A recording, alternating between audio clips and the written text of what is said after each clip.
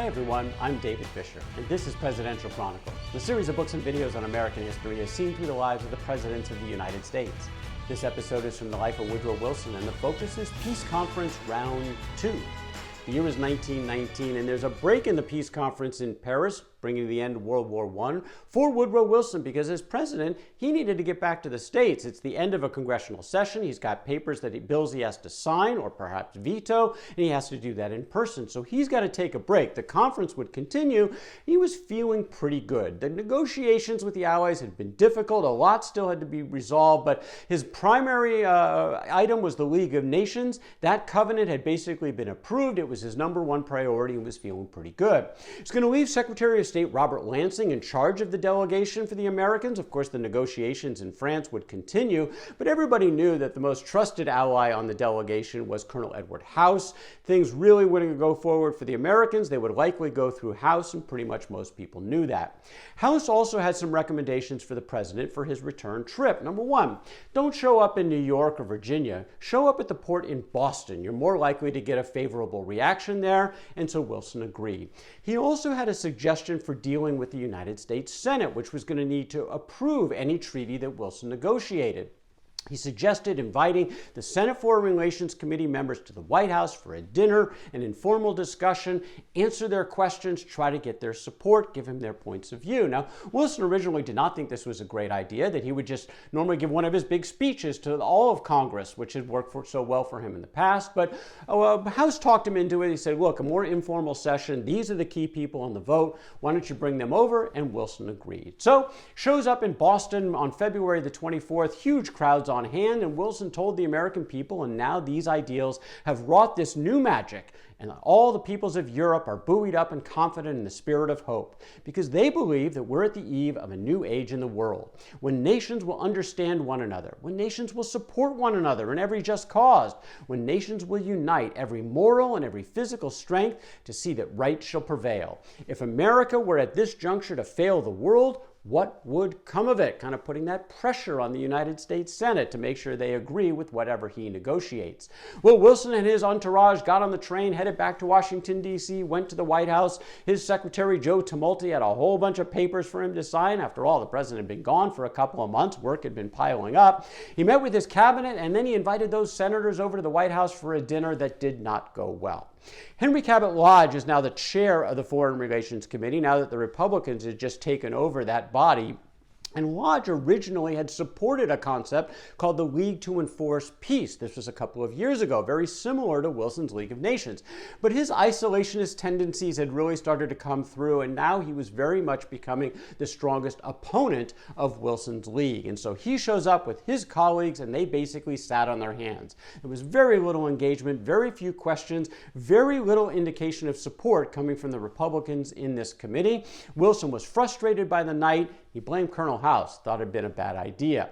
Then Lodge and his colleagues actually ratcheted up the opposition. On March the 4th, the last day of the congressional session, he issued a letter signed by 37 senators objecting to the League covenant as currently envisioned. They gave many reasons, but the principal one was that mutual defense pact captured in Article 10. According to Lodge, one of the reasons why I object to the provisions of this treaty is that it endangers the sovereignty and the independence of the United States. I think now, as I have always thought and believed, that the United States is the best hope of mankind and will remain so as long as we do not destroy it by mingling in every broil and quarrel that may desolate the earth. Again, those isolationist tendencies. He also was very uncomfortable giving up Congress's unique constitutional authority to declare war. He wasn't about to outsource that to some foreign international body or even to the American executive branch that would have a seat at the Executive Council of the League of Nations. So lots of reasons to oppose. What about Woodrow Wilson? Well, he was basically defiant. He responded to Lodge's letter by saying that when that treaty comes back, gentlemen on this side will find the covenant not only in it, but so many threads of the treaty tied to the covenant that you cannot dissect the covenant from the treaty without destroying the whole vital structure, and he was kind of daring them to do so.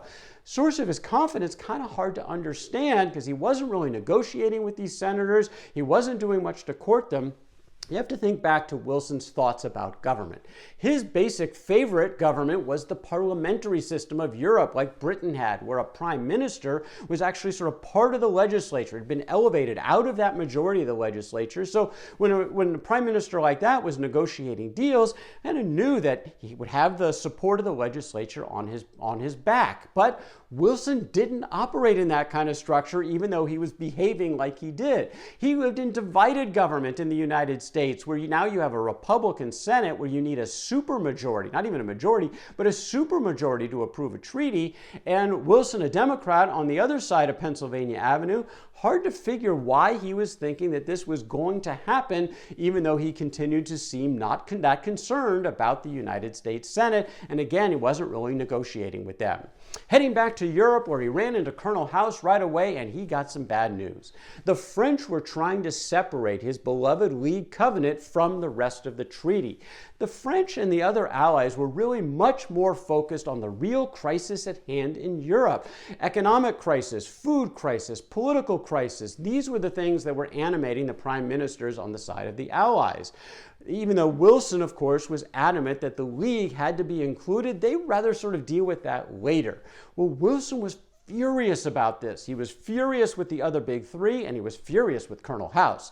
As he told his wife, Edith Wilson, that House has given away everything I had won before we left Paris. He has compromised on every side, and so I have to start all over again, and this time it'll be harder, as he has given the impression that my delegates are not in sympathy with me. Well, you have to deal with that as he went to go see the big three, where again, he was emphatic. Look, guys, you would not be victorious if the United States didn't come in and help you win this war. And he put that plain and simple. The League of Nations is our #1 priority. It needs to be part of this treaty. We helped save you. This is a non-starter. So the Allies quickly agreed that they would keep the League in as part of the treaty. But they also saw this potentially as an opening, a weak point for Wilson. He wanted the League so badly, maybe he would start to cave in some of the other areas of the 13 other points that also the Allies had problems with. One of those areas where they were negotiating was on reparations. How much were the Germans going to need to pay actually as a result of World War I? And the bean counters on the Allies had actually come up with a number of about $40 billion in actual cost inflicted by World War I as a result of the German aggression, which is how they saw it. Translate that in inflation-adjusted dollars to today, it's about $725 billion, an astronomical sum that Woodrow Wilson said was a bad idea. He was arguing against this. He told his allies, our greatest error would be to give Germany powerful reasons for one day wishing to take revenge. Excessive demands would most certainly sow the seeds of war, rather prescient comments. And things were starting to get testy between Wilson and the allies, particularly with Clemenceau of the French. The French were among the many who were actually getting tired of Wilson. They saw him as preaching to them, preaching almost sort of this divine-like spirit coming in with this notion of this way to solve peace of all mankind. It was Wilson's Messiah complex is what they called it, as he sort of saw himself, in their eyes, as the second coming, divinely inspired, again, ignoring the practical needs of others, so laser-focused on this broader, divinely inspired mission. Clemenceau made the statement that Wilson thought himself another Jesus Christ come upon the earth to reform men. He didn't like it. Colonel House made the point that there is a bon mot going around in Paris and London. Wilson talks like Jesus Christ and acts like Lloyd George. Well, Wilson, of course, felt religion had been part of his core ever since his earliest days. His father, a preacher, had sort of raised him along these ways. And as president of Princeton, he had made the comment that I believe in divine providence. If I did not, I would go crazy. So there was perhaps this notion that he was divinely inspired, uniquely positioned on earth at this point to solve these problems of wars and bring peace to all mankind. Well, one of the people who furthered this notion was the famed psychologist by the name of Sigmund Freud. And Freud co-wrote a book, a very critical book about Wilson called Thomas Woodrow Wilson, A Psychological Study. And he admitted in the introduction he had great antipathy for Wilson. He was not a fan. Much of the book was involved with many of the typical Freudian concepts of the ego and the superego, the libido, and Wilson's relationship with his father and his mother. All interesting things. But the most interesting was really where Freud and his co-author William Bullitt came in on this notion of the Messiah complex. According to the authors, Wilson's unconscious identification of himself with the Savior had become so obvious that it compelled even those who had never studied the deeper psychic strata to recognize its existence. These beliefs allowed Wilson to stay the course with a great wind of moral force that he believed was so strong that every man who opposes himself to that wind will go down in disgrace. But with that mindset, very difficult to negotiate with Wilson when it came to the League. And so what the Allies found is that they would negotiate perhaps in other areas that they could get to their advantage. And this got really interesting because on April the 3rd, Woodrow Wilson got sick. A very violent flu-like illness that Dr. Grayson then immediately ordered Wilson needed rest. But Wilson said, look, I can't afford that. Though the future of the world is at stake, as Wilson saw it, he needed to continue these negotiations and support his 14 points. Then many of the negotiations would actually take place in the American residence. In fact, in Wilson's bedroom on a number of occasions because he was too ill to get up. And again, the Allies started to realize that Wilson wanted the League more than anything else, so they started to push in other areas, and Wilson started to cave. He reluctantly agreed on those massive reparations that the Allies wanted to impose on Germany. He reluctantly agreed that the Germans had to admit in the treaty it was their aggression that was the sole cause of the war. This seemingly minor point was actually a big deal to the German people. Wilson agreed to include it. He also agreed to many of the territorial demands of the other big three. After all, territorial decisions were a big part of what was happening at this conference, even though some of these were in direct violation of his other 13 points, including the one about self-determination. Give you a couple of examples. The coal-rich Saar Valley and then another area along the Rhine. These were two areas that were largely populated by Germans, German-speaking people, but the French wanted both of them, both for their economic interest and their security interest. And Woodrow Wilson conceded the point. It wasn't a full concession. The French agreed that while they would get control for the next 15 years of both of these regions, there would be a vote at that point after 15 years where the local population would determine whether or not they would stay aligned with France, go back to Germany, or whatever it may be. But it was still a concession for these next 15 years. France would control both of these regions. Now, Wilson did hold the line in another area, the controversial area of Fiume. This was really important to the Italians. It was a port city, a growing one, at the convergence of Italy and Croatia, but it was also going to be key to those new Slavic nations that were coming online after World War I. But Vittorio Orlando, the Prime Minister of Italy, was insistent. This was his number one priority. He didn't care about this notion of self-determination. In this case, Woodrow Wilson drew the line in the sand. And he said, no, I can't give in on this point. And Orlando conceded it and left. He took Italy and went home, perhaps out of the conference for good. The other major decision on self-determination and geographical alignment took place in China, the Shantung Province. Now, this is in the heart of the eastern side of China. It was the birthplace of Confucius. It clearly had been Chinese land in the past, but it had been taken by the Germans during the war. During the war, the British tried to entice the Japanese to come in and fight on the side of the Allies against the Germans, and they basically said, you do that and we win, we'll give you the Shantung Province. Japan is now in Paris at the treaty negotiations, and they wanted the British and the Allies to come through in this area. But again, it was a complete violation of Wilson's 14 points and the notion of self-determination, and that's what Secretary of State Lansing, Robert Lansing, told Wilson, that this agreement would be a surrender of the principle of self-determination, a transfer of millions of Chinese from one foreign master to another. Almost the entire American delegation was against this, but Wilson felt he had to give in. In this case, he did, because he felt if Italy had already left the conference, if Japan also walks, the entire thing would fall apart. There might be no League of Nations, and so he eventually did give in on this topic. There were howls of outcries against this, both in parts of the delegations in Europe, the American delegation in particular, and the Americans back home, but Wilson felt he had no choice. It was a high cost, but he agreed Shantung Province would go to the Japanese and not back to China. Well, in early May, things are finally coming together, and Prime Minister Orlando showed back up. Italy would become a signature to the treaty. Now, the Germans hadn't even seen this treaty yet when they were invited to come to Louis XIV's Palace of Versailles. That's where these final signatures were going to take place, just outside of Paris, and the Germans looked at the treaty and they were shocked. What happened to the 14 points is basically what they were saying.